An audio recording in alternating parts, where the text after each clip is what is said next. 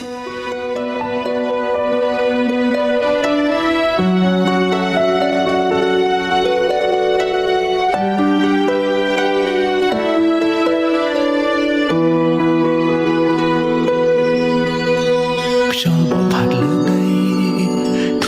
កាព្រាយរស់រយស្រពោនគ្មានន័យខ្លឹមសារ